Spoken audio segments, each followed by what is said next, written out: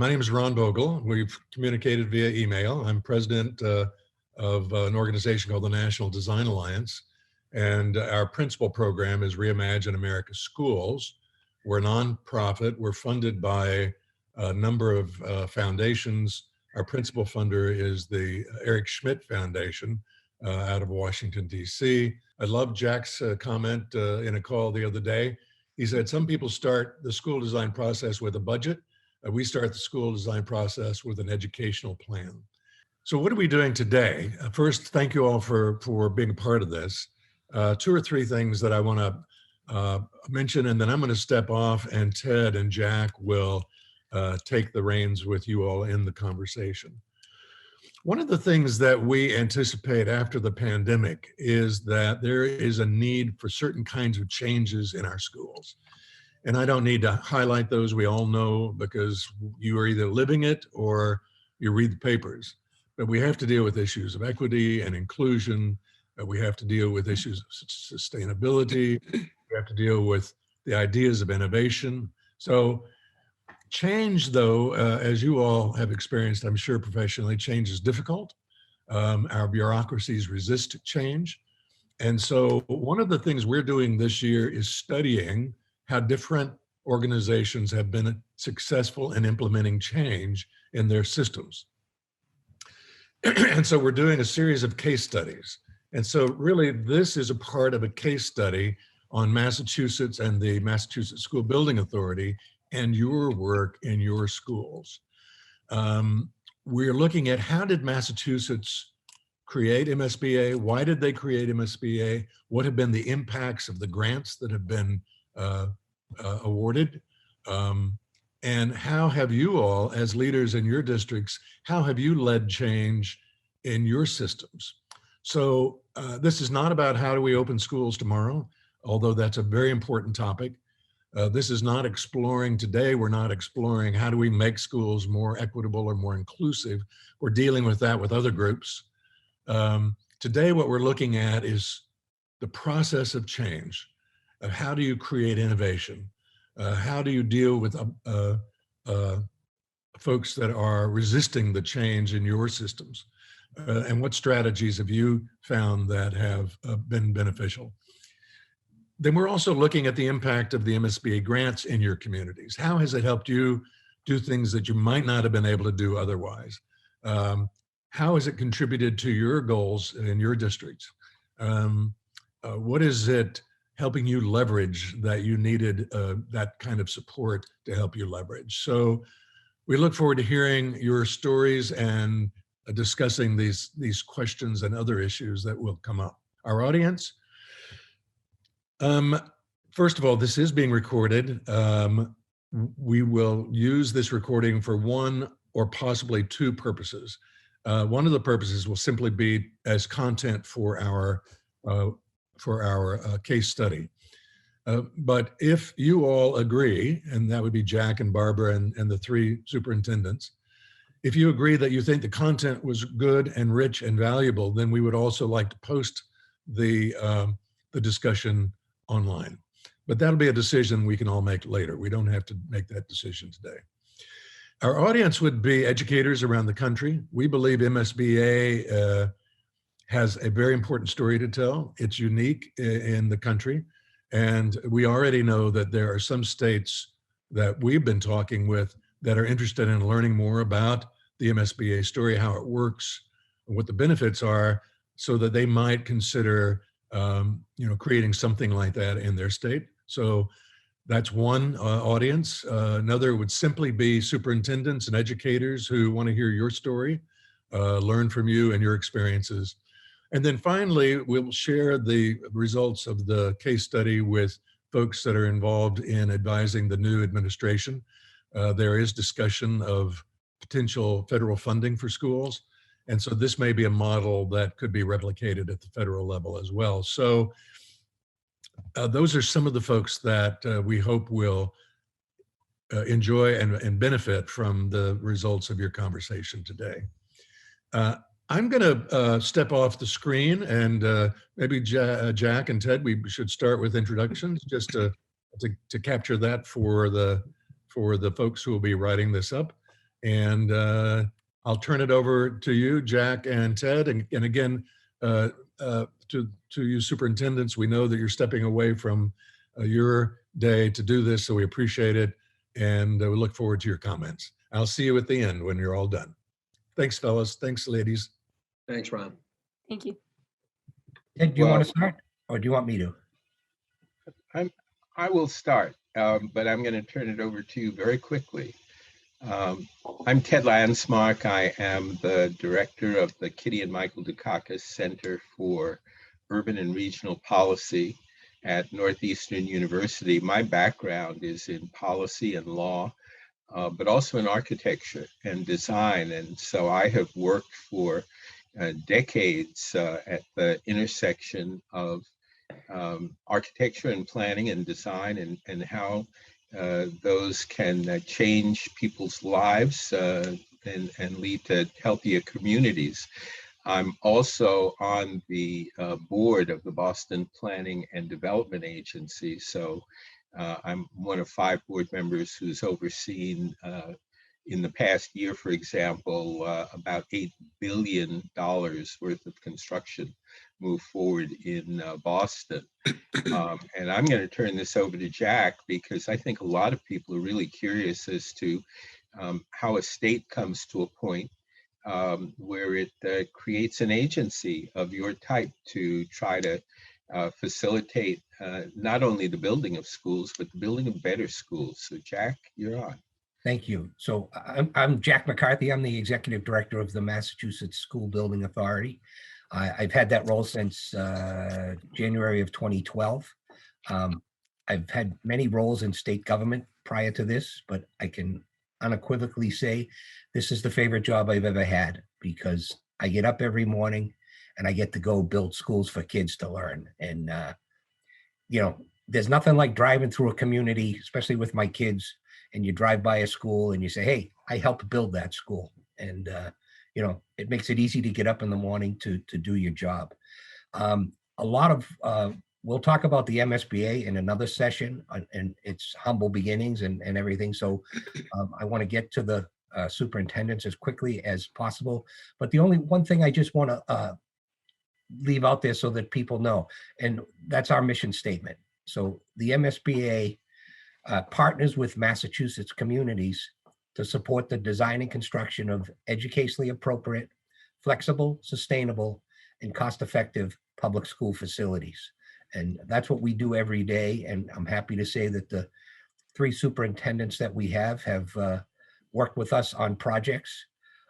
So I'm just going to turn it, so what I don't want you guys to do, and while I would appreciate it in another forum, is make this a commercial for how great the MSBA is. I already know that.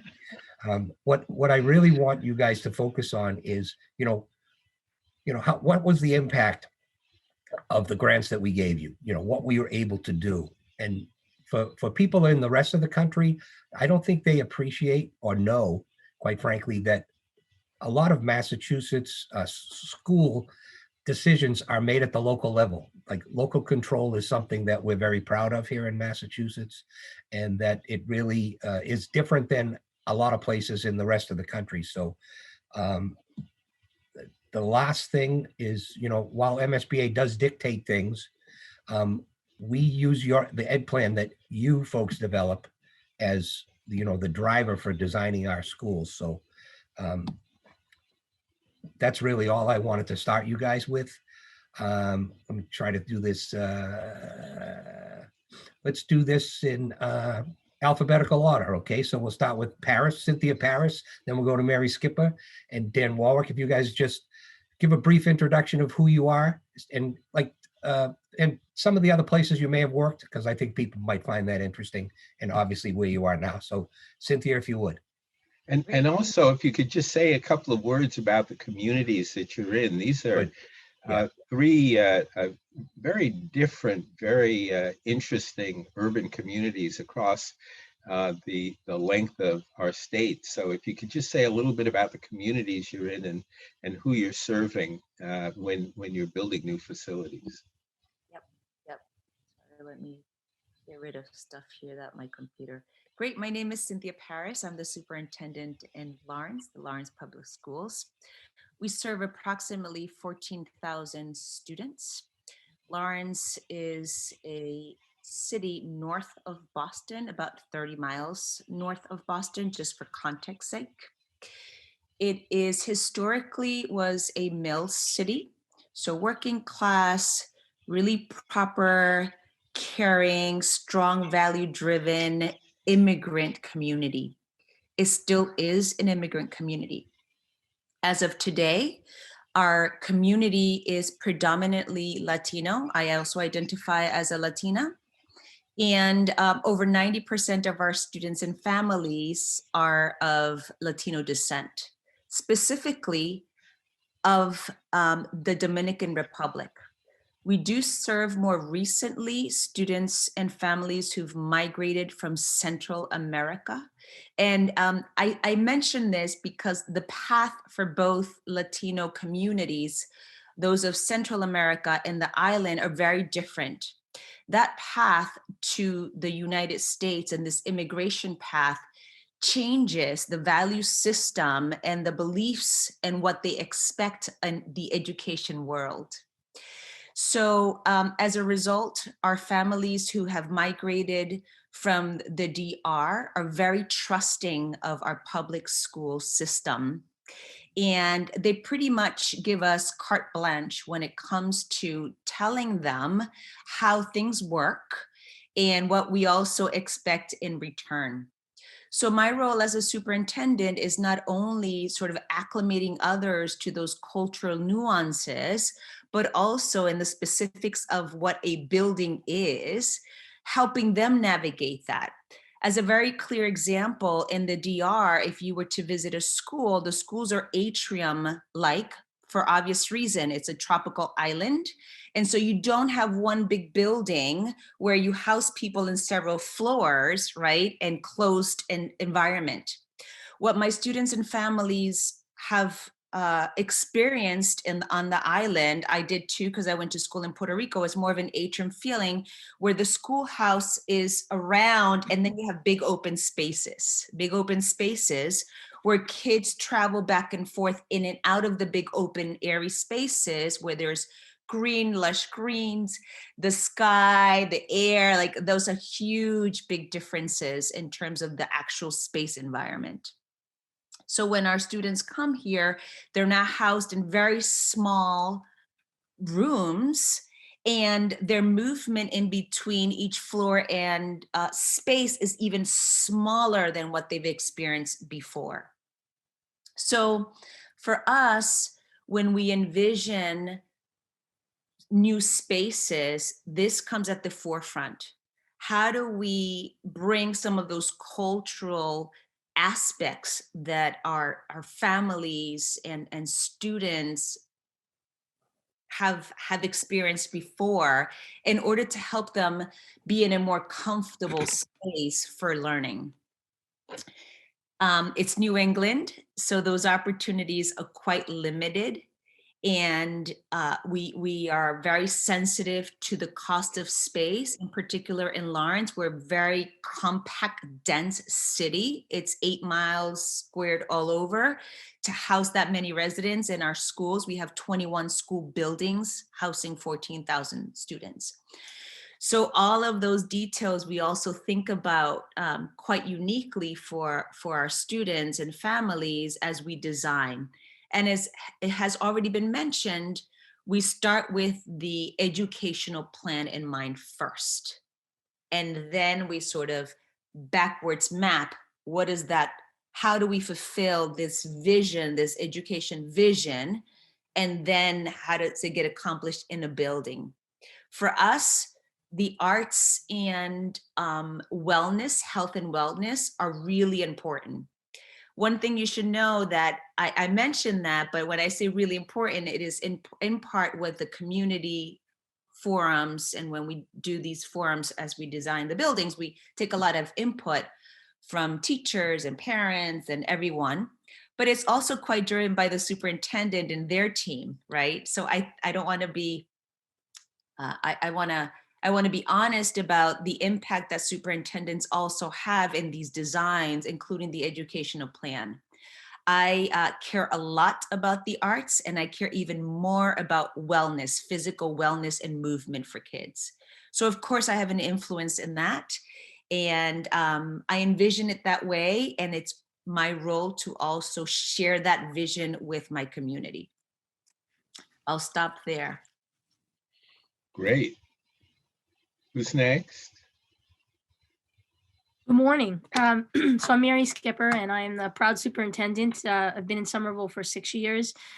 Prior to that, I was in Boston Public Schools for 20 years. And so coming to Somerville was like coming home again. I grew up in the Arlington-Somerville area and spent half of my time in Arlington and half of my time in Somerville. So it was really a homecoming, and it was amazing to see how the city had changed and how the city was the same. And I think our building project in Somerville High School, when I first sort of walked to the building as superintendent, I've spent the bulk of my career in older buildings and had, you know, the pleasure of working with MSBA to see those buildings transformed. Somerville High School was definitely a candidate for that. It was an old building that dated back into the 1800s. Most of the portions were in the 1900s, with 1895 being the most active portion of the building. Typical of an old building, it was you know, very cold, leaking, window seals, all of the things you write about. But from an educational side, what I heard was a real disconnect between what educators wanted to do in the sense of 21st century education for their students and with one another, and what the building would really allow for. And I had been fortunate that the former superintendent, Tony Parentozzi, had begun the process. So when I came in, it was actually the fun part, which was the ed program piece. And what we found in MSBA was a real partner around the educational program. There was never a time that we felt that was not one of the key pieces. And it became evident, as it is in all of these building projects, that if it remains a technical solution set, which is, as you know, Jack said, about budget, about what you don't have versus the minute of what you want, and you don't really step back and actually consider what the building means to the community and to the students and staff, then it will remain just a very technical project. And that misses the whole opportunity that is provided through MSBA, which is to make it an adaptive project. And that is to really think about how innovation isn't just thinking up something new and flashy, but it's actually to address issues that are happening and come up with real 21st century problem solving around those issues for students and staff. And in the case of Somerville, ours was very complex. We too are a very dense community, 4 square miles. We have 5,000 students in the Somerville Public Schools. We are a very diverse community. And what I think is really neat about our city is that it has old Somerville, where the vast majority of folks went through Somerville High. Their parents went through, their grandparents went through. So there's long and rich history, tradition, and pride of the school itself. And then there's New Somerville, which is, we've always been an immigrant community. So there's definitely a lot of immigrant moving in, similar to what, you know, Cynthia talked about. We have a lot of South American, Central American, Brazilian, and then we also have new kind of gentrified Somerville moving in, which are folks that are moving in from the suburbs that want to come into a city and love the kind of the, you know, just the aliveness and the innovation of a place like Somerville. We have a mayor that's been mayor since 2004 who went to Somerville High School. And so you sort of see playing out kind of the tradition and the wanting to keep the old, but at the same time recognizing needing to make sure that the building and that new school could serve the 21st century education for all students and future generations. And so from that, it was a really challenging but exciting adaptive project. If you layer onto it, we are a city of hills. And so from an architectural standpoint, it was extremely complex to have to build a school into a hillside, because that is in fact what we are. At the same time, we are also a green community. And so we care deeply about sustainability and climate. And so that was always at the forefront of our architectural design and our landscaping design. We have the green line about to launch right beneath the school. But when you look at sort of the design and you see the bike paths, electric car hookups, the ability to really address parking issues in the community, transportation issues in the community, these were the types of innovative solutions we needed to think about, not just for the students and staff, but also for the broader Somerville community. And so from that sense, from an adaptive process, when you're thinking about the design, you can't just do it about the school itself. You have to think about what is the role of that school in the broader community. And in our case, not only was it about green, not only was it about the marrying of old and new, but it was also, you know, frankly, about making it permeable to the community. We have one comprehensive high school, so it is everything in our community. We have an alternative Full Circle Next Wave School, which will now for the first time be part within Somerville High School. But that one school serves all students that are coming up from our 8 K-5, K-8 schools. And so, you know, we see a population of 1,500 students all coming together and reforming a community in that one place. And we wanted that to be a place that, given our deep history of the trades and career tech with CTE, we wanted a place that the average person, the average community member could walk in and say, I want to get my hair done today. I want to come in and I want to have lunch. I want to come in and I need my teeth done. I want to come in and have a nurse checkup. Really marrying together the CTE world with the academic world for the community to benefit. Attend a lecture in the new lecture hall. And all of this was possible because we were given the canvas to design it. We were given the freedom of thought to be able to say, what do we want this to look like? Because certainly we couldn't point to what it did look like. That no longer was relevant to what we were visioning and dreaming. So the kinds of opportunities that the MSBA process, working with our architects, our engineers, and all of our community stakeholders, to Cynthia's point, this is about the community designing, you know, not just about the school or the school administration, but it was really about engaging all the stakeholders that school would be a part of their soul going forward. And so we went through many sessions where we would just vision. And at no point were there limits put. You know, it wasn't, well, you can't do this, you can't do that, you can't do this, but rather, what do you want? So it became very clear to people that this wasn't a building project. This was a project about redesigning education, not only for the current generation of Somervillians, but for the future. And I think that's what really differentiates the work and partnership we do with MSBA. Oh, that's terrific. Daniel, you want to talk a little bit about the Springfield and what you've encountered there? And then I'd like the three of you to talk about how you were change agents in communities that are long established and have internal bureaucracies that have their own ways of doing things. But Daniel, why don't you talk a little bit about Springfield? Sure, thank you. Appreciate it, Ted. You know, I've been working very closely with Jack for a number of years with MSBA, and was thrilled to be invited today because MSBA has really been a partner with Springfield. We've done 9 different building projects since 2012, starting a little bit before that, but absolutely incredible, really changing really the landscape in Springfield. We have 55 buildings. Springfield's the second largest school system in the Commonwealth, and we have 55 school buildings, 26,000 students. So large urban district. Like many urban districts in Massachusetts, you know, Springfield started, you know, as a factory town and had an immigrant population. We've always had an immigrant population. Now the different immigrant groups that are coming in, our population is 67% Hispanic and probably 18% African American, or 9% Caucasian, the rest Asian. So it's a very diverse city.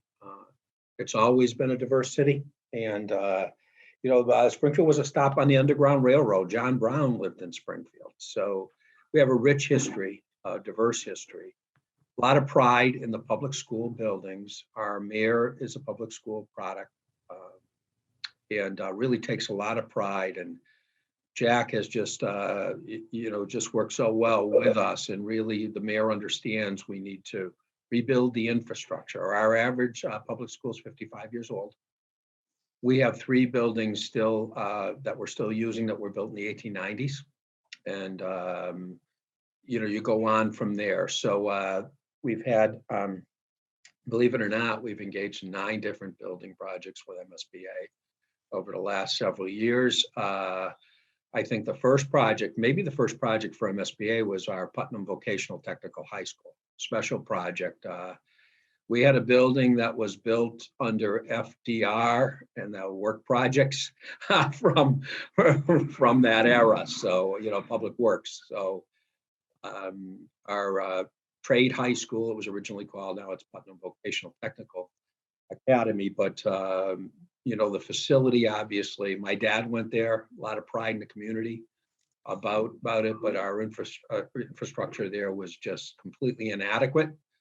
We didn't have a lot of space for that project, so we actually built it on the ball field behind it. So you talk about an incredibly difficult project from the space standpoint. I think Mary alluded to this. Sometimes when you have tight urban tracks, all of our buildings, we do the ed design, which I love with MSBA. The ed design comes first, so that you really bring the community together, bring your staff together, and really look at what you want a school to be and what you want to try to look out 50, 60, 75 years and try to say, what is this going to look like in the future? And you bring together that design. But Putnam was probably our most interesting project because we have the vocational piece.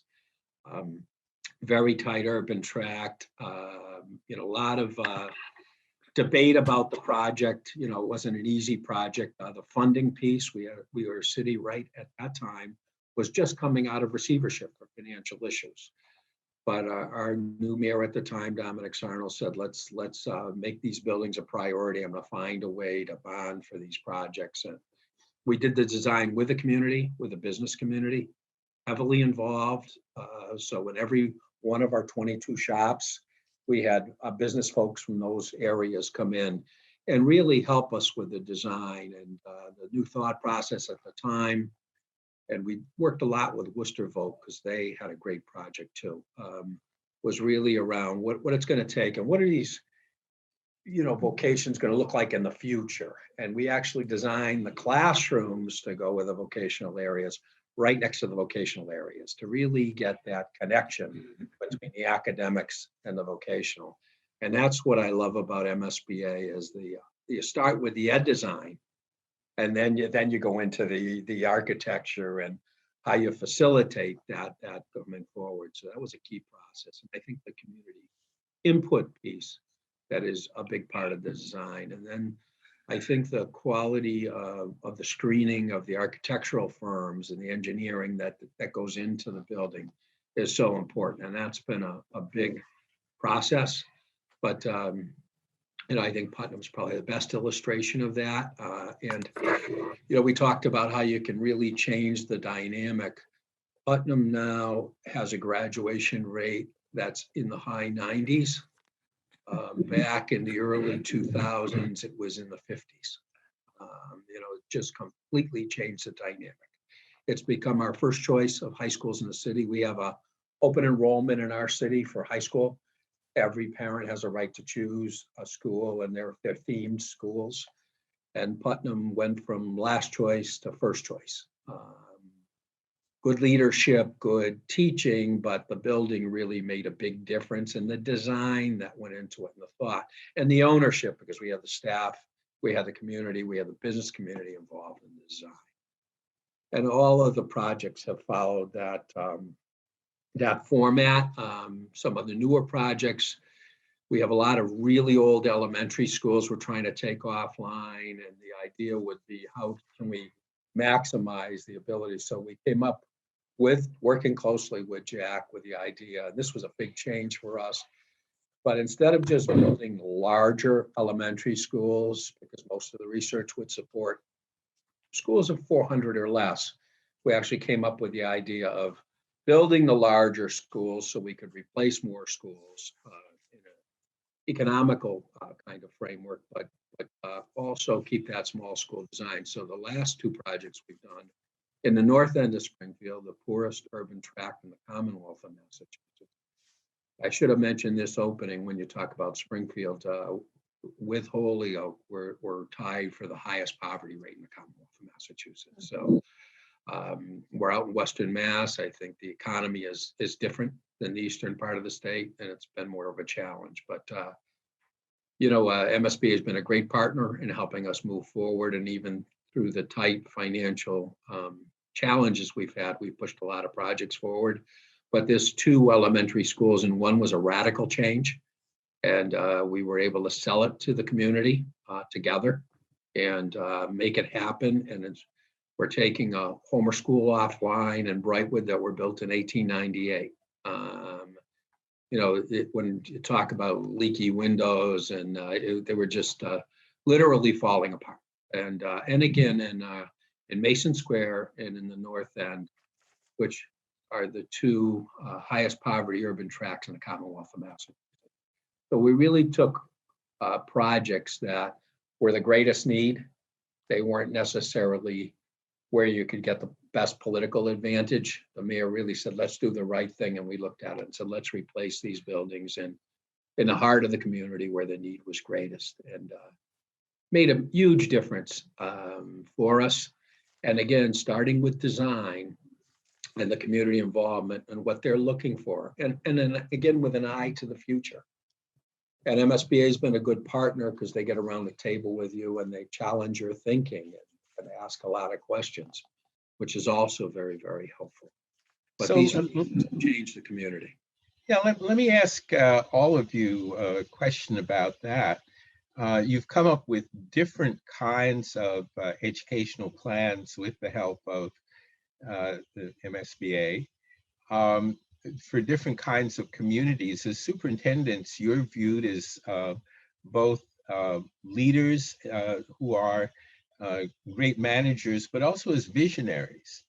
Talk a little bit about how you came up with your educational plans, what the role of MSBA might have been in, and I think most importantly for people who may be watching this, what were the kinds of challenges and impediments that you encountered in arriving at some consensus around that? And let's start with Mary, Sure. in part because I know she has to meet with a student towards the end of our conversation. But why don't you talk about what it took to develop the educational plan and how design then was integrated into that? Sure. So, so I think, as I think all of us have said, Cynthia and Dan as well, it has to be a community process. And so, in our case, SMMA, our architectural firm, really enabled us to work side by side around thinking with a blank canvas and identifying stakeholders that were representative for the community to make sure that there was lots of stakeholder voice in that. And I think working together, over the course of many days with that group to really dream or vision, and come to consensus on what our values and our priorities were, that was the first step. Then actually synthesizing them to where you could put them into an ed program or an ed plan, that was the next step. I think, as a superintendent, certainly our role is as leaders and visionaries in the community. But I think in the case of where innovation works the most successful, we really are enablers of divergent thinking. That's what we are. We give people the permission to think differently, to say it's okay. And if they get that cue from the leaders, then they're more apt to be able to take that canvas and really dream up something that's going to not only meet the needs of now, but more importantly, meet the needs of the future. And I think that's what I provided. I think that's certainly what the principal of our high school provided. It was really getting that support from administration and leadership to say, it is okay for us to think really different. It's not crazy to think that the adjacencies of rooms make a difference, that putting physics which would be seen as an academic subject, next to in CTE, our electrical shop, next to our robotics club, that those adjacencies might actually flow in a very real world way, because that's how students best learn. They don't think physics, robotics, electrical. If they do, then when they go out into the real world, they haven't synthesized those skills enough to really use them. And so how could we really think both the layout of the school, but also from the educational program, how we might deliver curriculum or do programmatic delivery in a way that was really different in terms of teacher collaboration, staff collaboration, bringing the business community in, as Dan said. We also have CTE, programs. We have 13, and we are adding 2 additionals. We're very proud of that CTE program. 65% of our students go through some portion of that CTE. So how could we use those as assets when we were building the educational program in a way to have them work together in ways they had not traditionally done so? And so the way we've organized space in the building, for somebody walking through, it would not speak to a typical programming where all the physics is together, all the science is together, all of the math is together, as many traditional high schools have. Instead, you see a blending of CTE and traditional academics in business in a really important way, because that is how our students are going to experience it and need to be able to use it going forward. So I think for us, the value piece was very straightforward. So many of the values that we listed, that I talked about, and we have listed in the ed program, that held true. There was a lot of synergy around that. I think how to bring that alive and make that happen was the next level of challenge. And really working, seeing other buildings that had gone through the process. We visited multiple, we visited Essex, Quincy, lots of other buildings, did virtual visits with some of the buildings, because sometimes somebody needs to see something for it to really connect. And so I think, the process enabled us to do that. And we, as superintendent, my real goal was to just really say divergent thinking is not only welcome, it's appropriate, because we have to acknowledge what doesn't currently work because of the current facility, and instead say, what do we want to have work, and then be able to sort of dream with the architects of how that could come to be.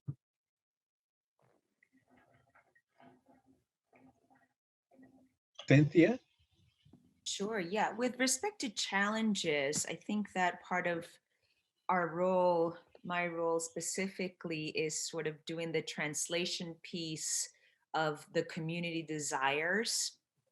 And I think what the MSBA has done is not just sort of set up the framework for ensuring that the different stakeholders in the community are part of that process, which I felt it was, I said, oh, of course, of course this makes sense. So they sort of have a template for us to follow. And then our role is to do the interviewing of the architects and the project managers and every other team member who's going to join to make that vision a reality.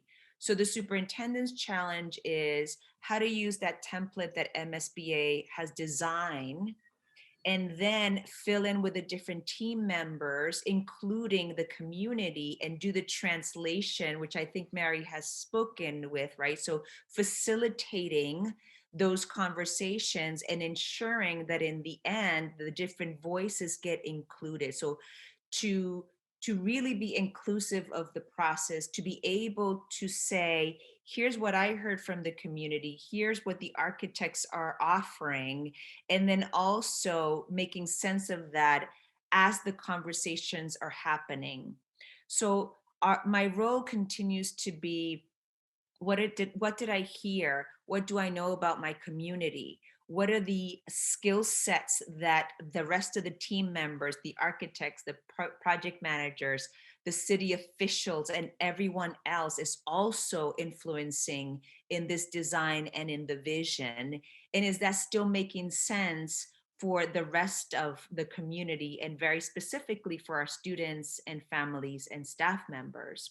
So I think for that, we remain as superintendents like acutely aware that these projects are like a point of pride in the cities.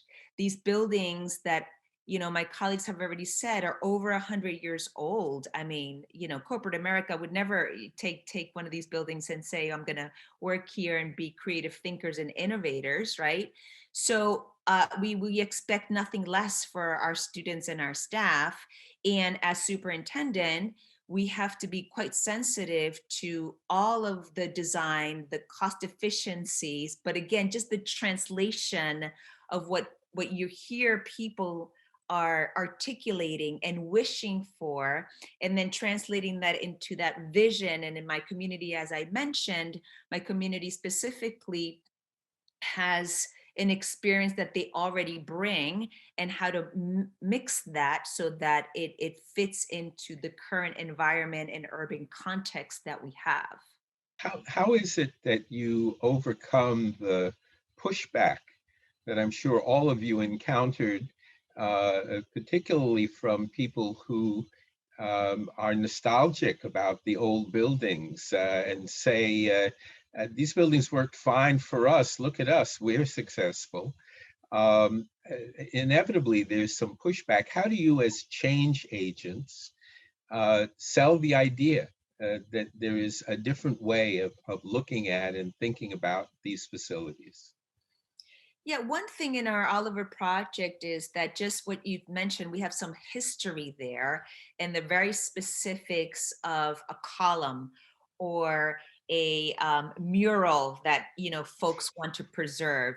And I think in having these conversations, again, with the template of the planning, the educational plan, there's room for that. We can still preserve some physical elements of history and nostalgia and sentiment, right? So we can still preserve that mural that has been there for generations and generations and generations, and incorporate it into the new design. So I think this is back to what I mentioned earlier, which is the interpretation of the different stakeholders, including the historical piece of the building, and ensuring that that is still preserved, but then highlighted in a more modern way that makes sense for the current generation that is going to be living and outliving that for years to come. You've also all talked about engaging the business community in the work that you were doing. Could you elaborate a little bit on that? And again, I'm going to go back to Mary initially. Not only did you involve the business community, but you talked in terms of people showing up at your school and having their teeth done or having their hair done. So it sounds as though you weren't just involving the large-scale corporate community, you were involving other local businesses too. How did you make that happen? And how do you sell that idea? Yeah, so it's interesting. So because our CT programming has been so foundational in our comprehensive high school, we had some history of doing that. However, it wasn't easy for the community to get in the building. It wasn't easy for the community to access. And because some of the CTE facilities were outdated, it wasn't necessarily as big of a draw. So what we tried to do, just in terms of surveying and getting community input, is part of the stakeholder meetings, was to identify what were the kinds of services that the community would want. So looking at like our senior community and what would be viable services we could offer them, or just practical services in terms of the broader community, things like automotive, where we have 5 days, how can we service you now, and bring the cars in? And that's just an important way for young people to really feel like they are part of an important giving back to their community. It establishes for them, a real sense of ability and confidence that they have viable skills that can be used for the betterment of the community. And so it really kind of from a generational standpoint, really attaches them as an integral part of Somerville. I think also it allows just practical services. So, for instance, we looked at the barbering and manicuring types of programming. We looked at HVAC and plumbing to be able to see that could also be viable service. We integrated some of our adult ed to say for our adult ed courseware, what would be some of the kinds of courses that we could use the facilities to offer at night for the broader community to be able to access and learn through.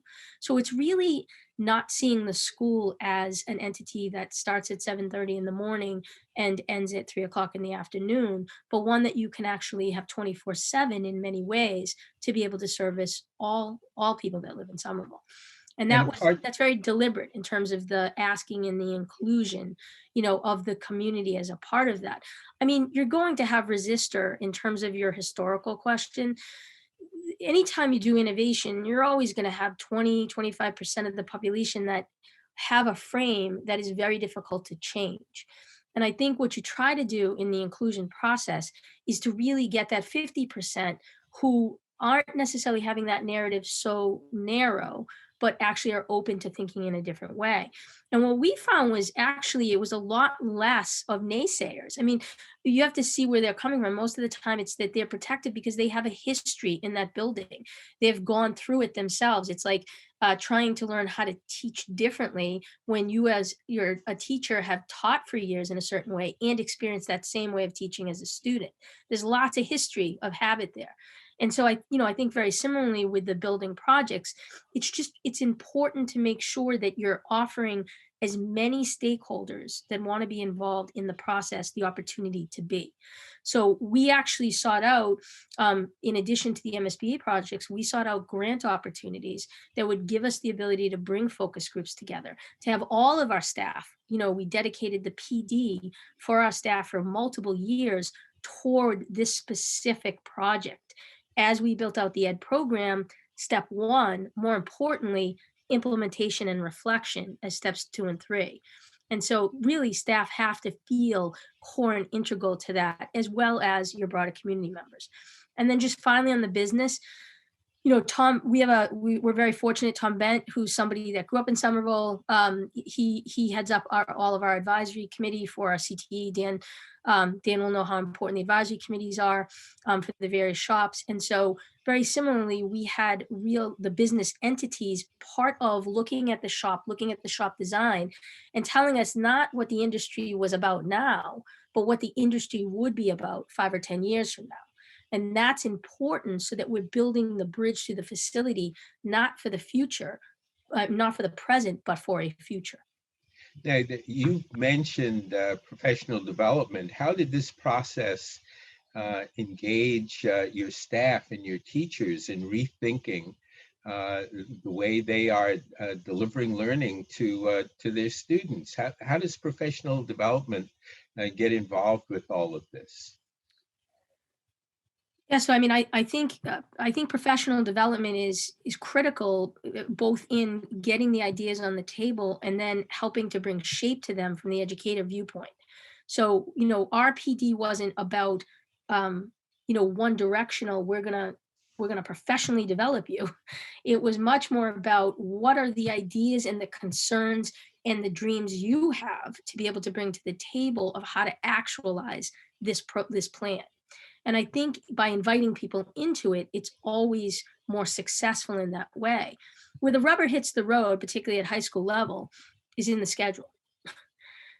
Because the schedule is personal. It's a reflection of time. It is everything. And so I think we spent a whole year on schedule, more than a year on schedule, and looking at varieties of schedules that could work given the comprehensive nature of the high school. And so that is something that we're still having conversation about, much further conversation than we had when we started, but that will be the actualization of a lot of these ideas. And so you're saying that the design affected the scheduling of the facility after it was built?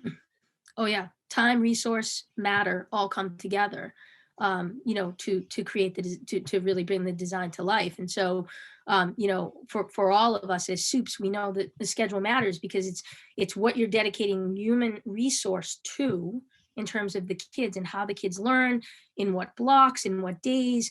For us, we were very committed to wanting all of our students to have an out of school experience, to see beyond the brick and mortar and to say the educational plan is alive out in the community. That's a key place for you to be living and learning. And so we really saw the ecosystem of Somerville as a place where our students should go and put into practice what it was they were learning within the classrooms. And so that's an exciting part to us of our educational program. Dan, maybe you could elaborate a little bit on how this process impacted on your engagement with the business community in a very working class community in Springfield, and also what impact it may have had on professional development. And then I'm going to want to get back to Mary before she has to go become a teacher again. Dan?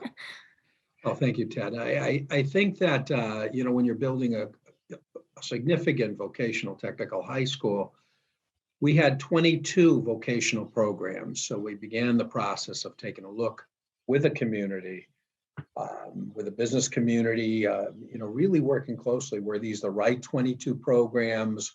What programs should we be offering? And looking at the program advisories that we had, and then we made some changes relative to some new programs that we needed, but a key piece was community engagement. So when you're looking to make pretty drastic, radical changes, I think it's the engagement of the community. So folks work with you if they feel they own it.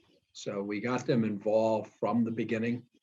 So those community advisories, actually working with the teachers on that community advisory team and the business community, they actually own the design on all of the shops at vocational high school. So we didn't start with the shops we had. We started with where do we want to go with the shop and engage the community in that decision with the help of MSBA, and then designed it with them so they owned the change. And when people feel they're part of the change, then the ownership is there and they embrace the change. So you'll find a lot of our biggest proponents were folks from the community that had worked. Some of them had attended Putnam. Some had attended Putnam, years ago, and are prominent business members now. But really, they really wanted input, and when they give folks real input, and they own the change, and they help you sell the change, because that's part of the process. And that redesign we did at Putnam was rather incredible. Many new vocational areas, and then some just reimagining some of the shops we already had. But it was the process of getting to where we got to, and the engagement of the community, so that when we opened Putnam, it was a real celebration. And Putnam was a hard project to sell. I mean, on a personal level, I told you my dad went there. I grew up in Springfield. I'm the only superintendent in the history of Springfield. Our first school was in 1679.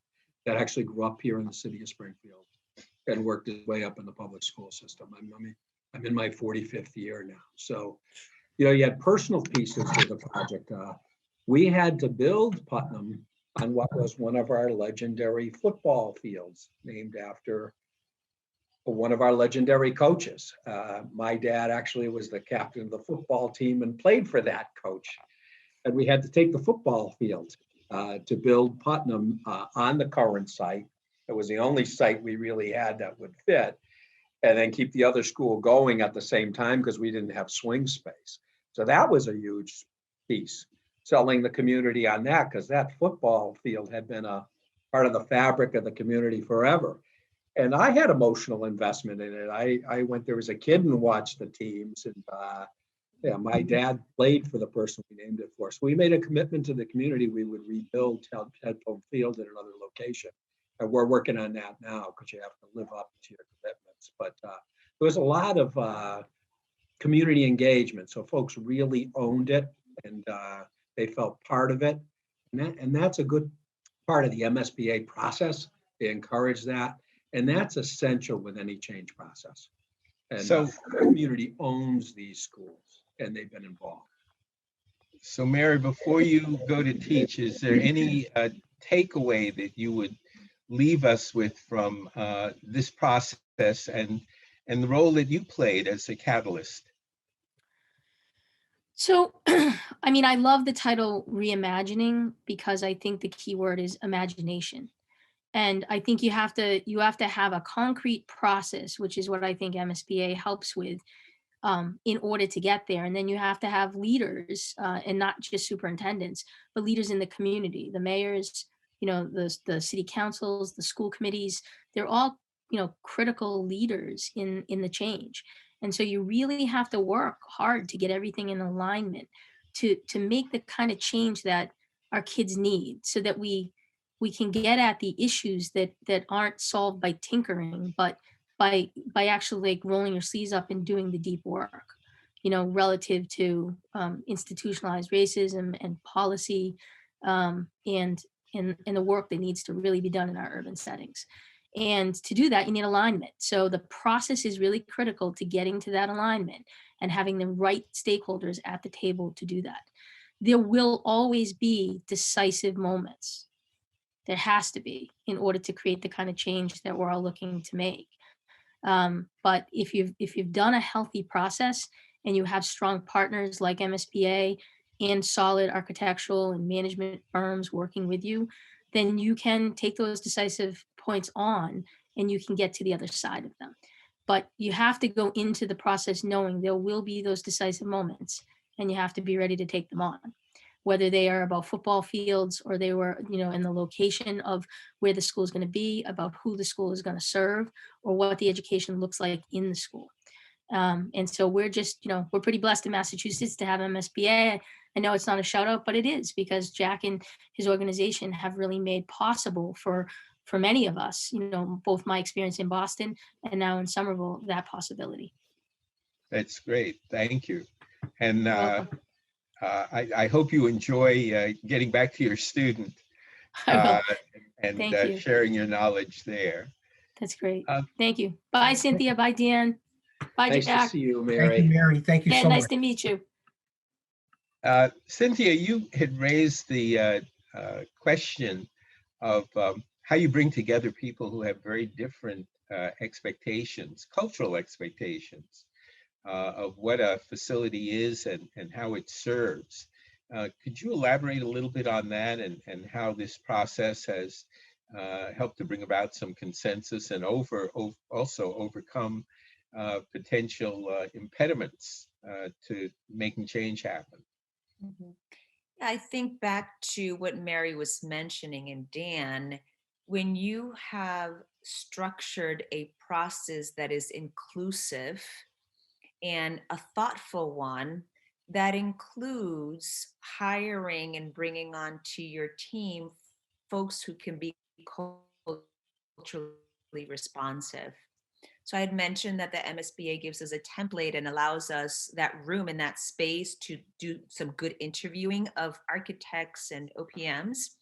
And so in that process, when we were interviewing architect firms, we wanted to make sure that those folks were bilingual, that they were able to address and engage in the native language of our community, so that there was some trust and confidence being developed between our community and the team that ultimately was going to be articulating that vision. So, and I had already mentioned that part of my role is making sure that nothing gets lost in that translation, both culturally and then in the more sort of engineering world. I kid with my team that when the architects are talking, I can understand about 5% of what they're saying, because some of it is a lot of jargon, right? So then my role is also to do some of that, like, let's talk in just, you know, terms that I can understand and everyone else can understand. And the same is true for my community, as we're then exchanging and ensuring that there's cohesion and a good interpretation of the ideas that are being articulated by both the community and then the professionals and architects and everybody else whose business is to, make that come alive. And so I think that keeping that in mind as a superintendent allows for this process to feel honest, allows for the process to go on pretty smoothly. And ultimately, it just secures, again, the confidence that when the project ultimately gets completed, our community feels a huge sense of pride and a huge sense of accomplishment. Now, a lot of folks in our communities think that working with designers inevitably is going to raise the cost of the buildings. And part of what the school building folks have tried to accomplish is innovation that is cost effective. How have you been able to create new facilities that are also cost effective at the same time as they're innovative? And I ask that particularly in a context where it appears that there will be more infrastructure investment over the coming years in new educational facilities. And a lot of people are going to feel as though you're just throwing money into a designer's black hole. So how did this process help you to achieve innovation at the same time that you came up with facilities that the community embraced and were also cost effective? Yeah, I think we spoke quite a bit about traditional innovative spaces. So using a cafeteria that doubles into an auditorium, that triples into a gymnasium as an example, right? So using rooms that serve for multi-purposes. While that's the structural piece of it, and then the educational piece, we schedule things around that. Another example is using a rooftop as both a playground, an outdoor learning space, perhaps some parking, right? So those are the very creative things that with the architectural firms and the community, we can be very innovative and creative. And because we're in New England, we also think about that indoor space as how do you make indoor space in every single nook and cranny into a science lab, into the hallway can now double because you convert the walls into places where art is created. So those are the spaces that working with the architects and engineers allows us to be really innovative and really just multi-purpose rooms and spaces altogether. I go back before MSBA and building some projects in Springfield to the old SBA. And not to be critical, it was run by the Department of Ed, but we didn't have the cost controls in place. So we actually designed buildings and actually, because there were no, MSBA puts cost controls in place. So they give you so many dollars per square foot. So it's not, you have a framework to work with that allows for a lot of innovation, but there's good cost controls put in place so that money isn't wasted. Like I go back to some of those old SBA projects, and quite honestly, we were getting 90% in Springfield. So we were only spending 10 cents on the dollar, and there were no cost controls put in place. So I go back to those buildings, and while some of the spaces are nice, there was some excesses there that MSBA wouldn't allow by having some good cost controls.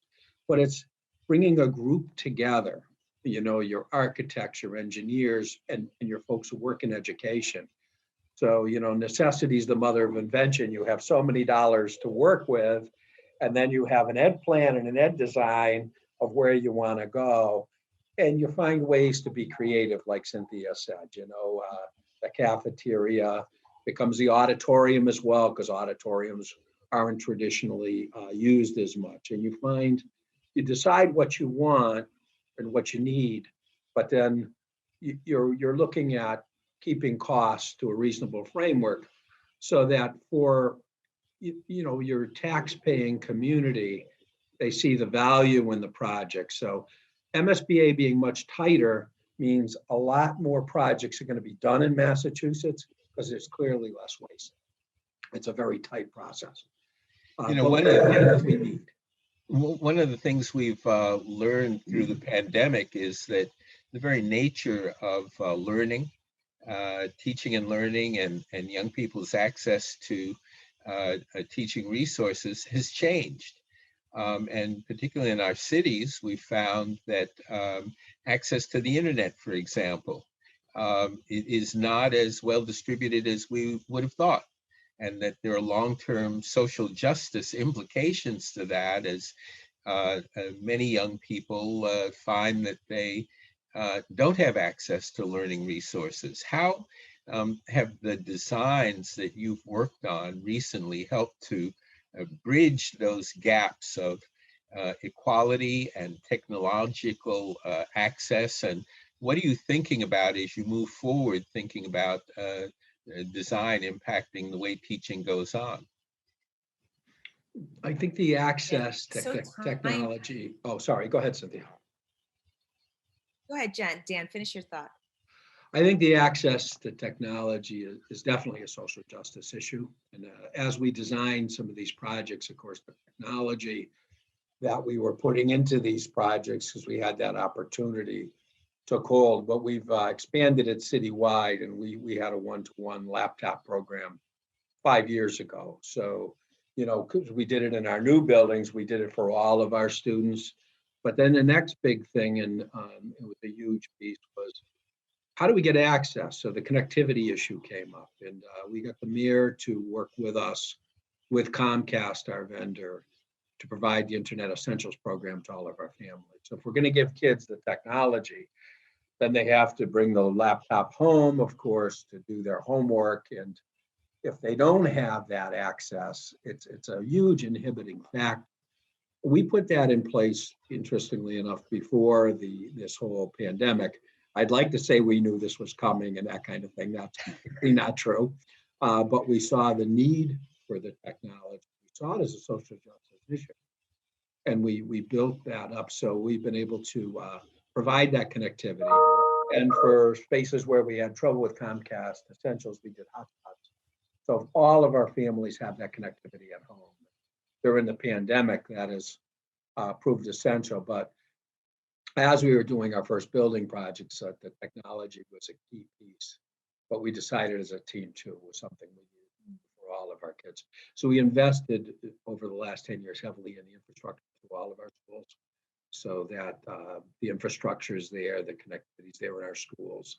And now we've invested heavily with a big support from the mayor relative to that connectivity issue. And it's made a difference during this pandemic, because we've been able to deliver a quality program. And our average daily attendance, even in remotes, been over 92% since we opened the year. So it shows that it's really taken hold. It's only about 1.6 off what our normal attendance is. So it really has made a big difference in our community. Cynthia? Cynthia, sorry. Sure. Yeah, the pandemic has taught us that this issue of connectivity equity is real in our community. So as we are thinking of our new building, we think about 5 years, 10 years from now, and think about where are the allowable spaces that can be in the future out of school hours as a connectivity hub. So an example for us can include using that cafeteria / cafetorium as a place that after hours, we're talking now after 5, 6 p.m. weekends, we can still invite community members, our families and students, and use that space as a connectivity hub. We would set up stations, we would set up some protocols to ensure that there's equal access for the community. And now the school building becomes that hotspot, if you would.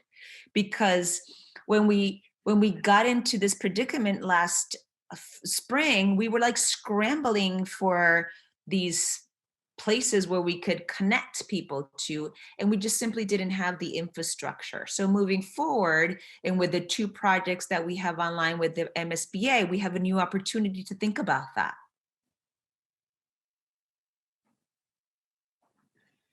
What are the metrics that you have used to demonstrate that the work you've done on this kind of process really pays off and is providing value to the community. And you have completed projects. How do you demonstrate and provide evidence to the community that the time that they've invested is producing the kinds of outcomes that justify both what they've done and what it is you're thinking about doing moving forward? That's a real important point. I think when a community is investing the kind of money into these projects and time, you have to show them outcomes. So I think you look at your key outcomes. What are your key outcomes measures for a school? We looked at graduation rate, dropout rate, academic achievement rates, all the kind of things that folks are looking for us delivering. And we've had drastic gains in the schools that have been completed since this project, like Putnam's gains, academic achievement wise, are off the charts, on MCAS, the various measures, the outcome measures of placing students on co-op out in the community and involved in businesses. Those have increased dramatically because of the community engagement in the process. We got businesses involved and they're taking on students in these co-op projects that lead to great employment. So, but I think having some tight metrics and then reporting back to the community on what those metrics look like. And that makes them want to invest. And we've had really great academic achievement gains and student outcome gains in these schools where we've engaged in this process. So that the measure is there to make the community want to say, let's keep investing. And our mayor looks closely at those gains and it has been our biggest advocate, as Jack knows, relative to investing in our public schools. But he's big at looking at the outcomes and saying, we've got to deliver on this. And we report that publicly, which is, I think, very, very important. So the community has seen the drastic improvements in outcomes, and it's made a big difference. Now, you can point to very specific kinds of outcomes, and you've also been in Springfield involved with education long enough, so you've seen different institutional structures that have supported school building. If you were looking forward at this moment into what kinds of things you might want to see changed, enhanced, what are the kinds of things that you would want to see? What recommendations might you make? I will tell you that, and I'm not just saying this because Jack's on the line here, but the way MSBA has been run, they challenge our thinking. They have a tight process relative to accountability for the funding. And it's really allowed us a big focus on the ed plan and ed design and getting feedback on it. It's really a great process. So from a building process in a city where we were really challenged facility-wise. The other piece that Jack has led is the accelerated repair projects in Massachusetts. When you have a city like Springfield, where the average building is 55 years old, back under the MSBA, under the SBA, excuse me, they never gave us money for repair projects. So it was almost an incentive to not actually manage and put the money into maintenance you ought to, and just abandon the buildings because you were getting 90%. MSBA doesn't let you do that, but they also have a competitive program for accelerated repairs. So we've made a lot of repairs to our other buildings that have improved the buildings dramatically.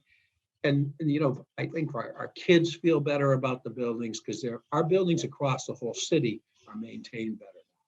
We have new roofs, so we don't have the problems with leaking we've had in the past and all the damage.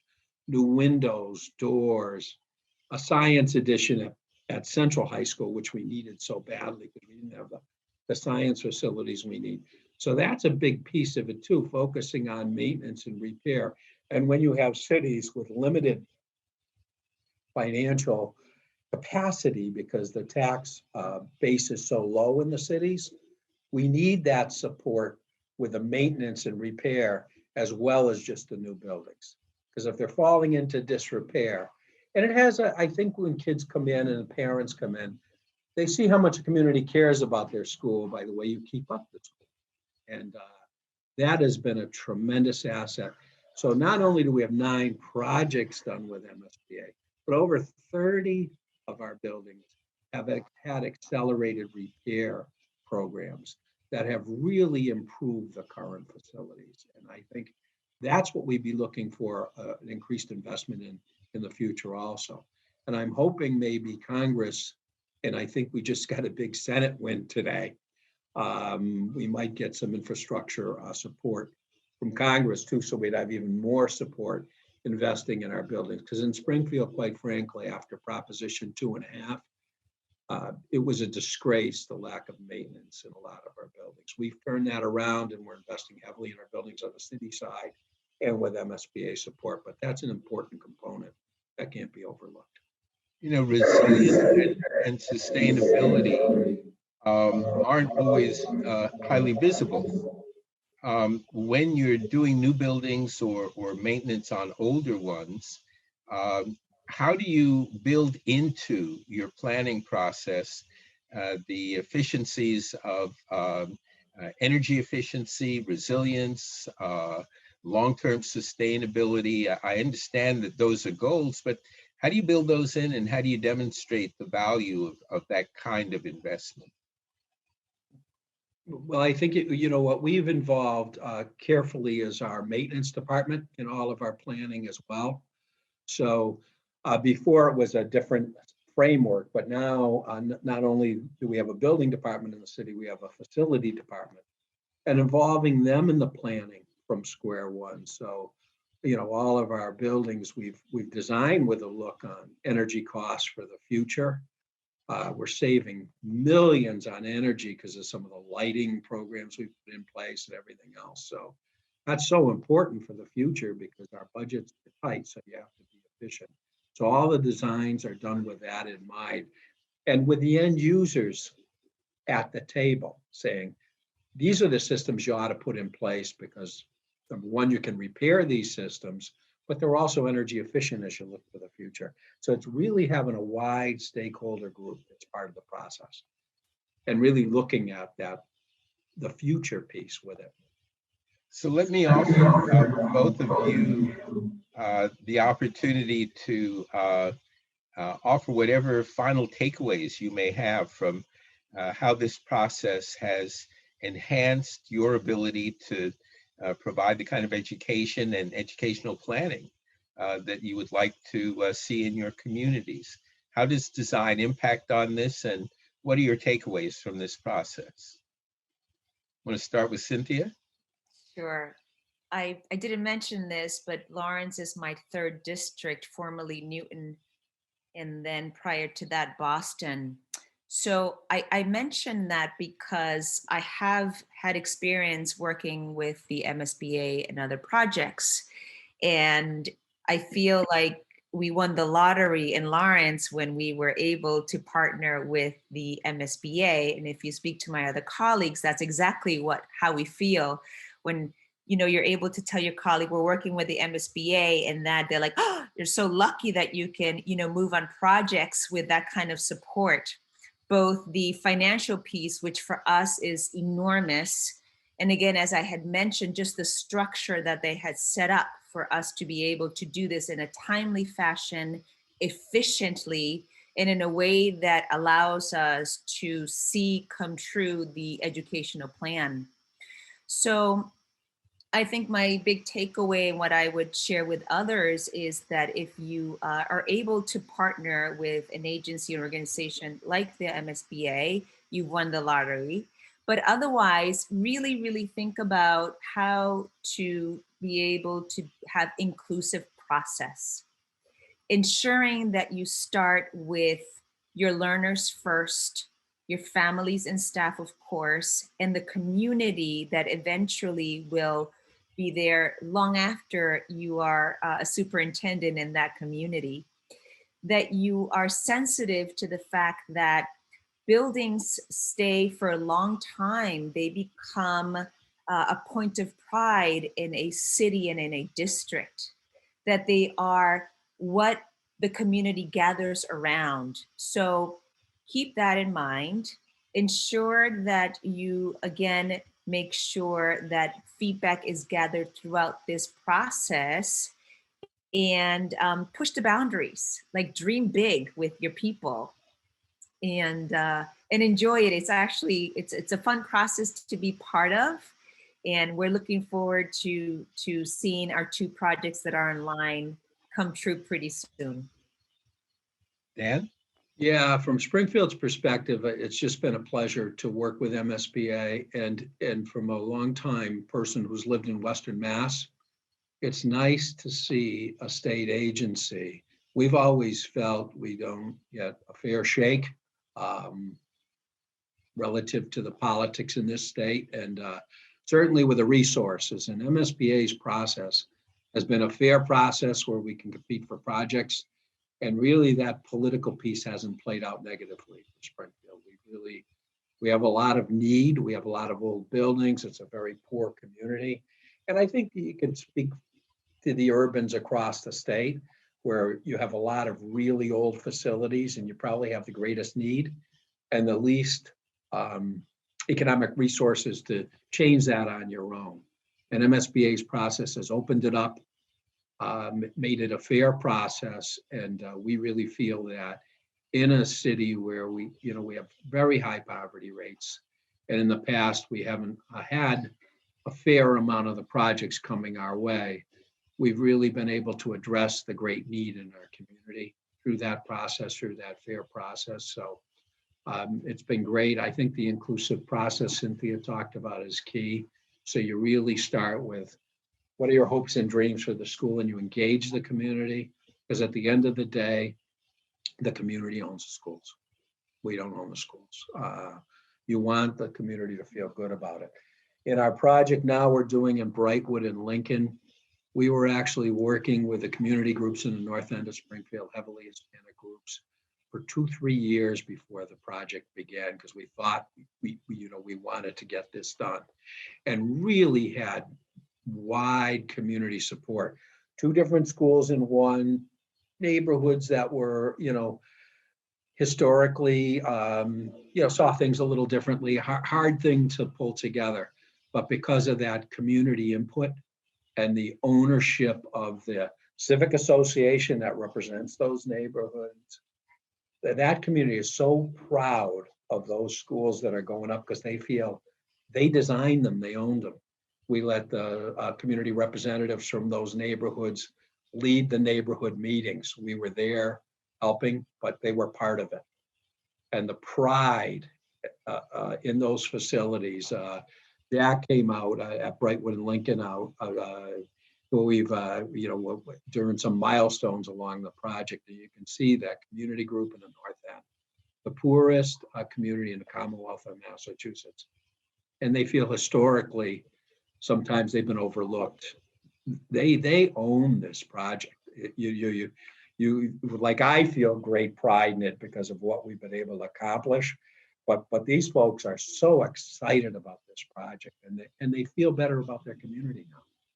And you can't put a price on that. And addressing that Brightwood, it was built in 1898. It's literally falling apart. The fact that we're able to really make changes, and Lincoln was built in 1910. The 2 schools were replacing. So great need, and addressing the needs in the urban districts, I think is also, we talked about the technology being a social justice issue.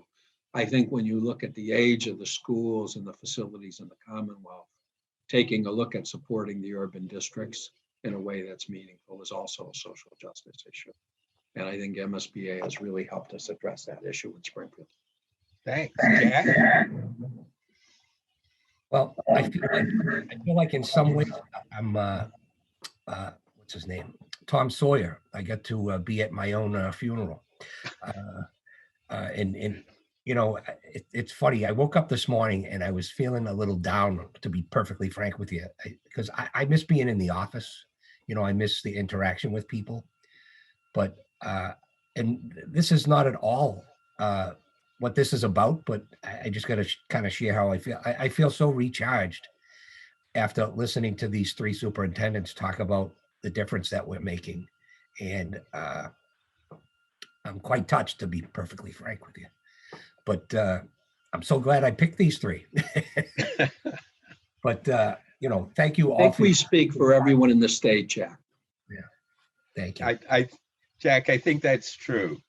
I want to thank you, or I want to thank the superintendents for a very enlightening conversation about a way of using design to open up all kinds of pathways for innovation in terms of community engagement, new ways of teaching and learning, new ways of using technology, expanding the scope of what a particular facility might be, changing professional development practices, and really engaging in a kind of inclusive community leadership that synthesizes the work of designers and educators and elected officials and appointed officials to improve learning outcomes for our kids and to make our communities better. So with that, I want to turn this back over to Ron for closing comments. Thank you. And I want to thank Jack and Barbara Hansberry for working with us, not only to put together today's conversation, but over the last 2 years, we've been engaging with MSBA and districts in Massachusetts. And for us, Jack, today to be able to really understand at a deeper and more personal level the sort of impact you're having, it makes us especially proud that we've found time enough on your schedule that we've been able to work with you as we have. This was an incredibly rich discussion, and I'm feeling today very confident that we're going to want to put this out for broader distribution, but we'll have to talk with Barbara and Jack about that. And so just as an informational piece to the superintendents, we'll be reaching out to you for a photograph and bio, and also additional information about when and if the conversation will be put online so that you can let your networks know as well.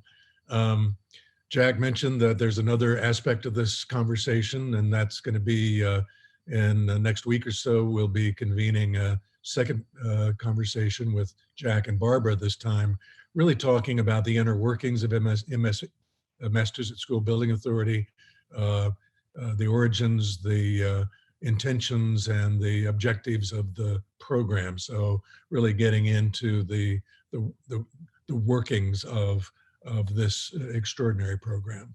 So thank you all again. I'm so glad that your leadership is having the kind of impact that clearly it needs in communities and in schools. And we look forward to possibly working with you again in the future. Thank you. And thanks, Ted, for your participation as well. And Thank you, Ted. Stay well, and best wishes. Thank you, everyone. Can't wait to do some groundbreakings with you two in the near future. We're looking forward to it, Jack. Really looking forward to it. All right. Thank you all. Take care. Thank you, Cynthia. Thanks, everyone. I know.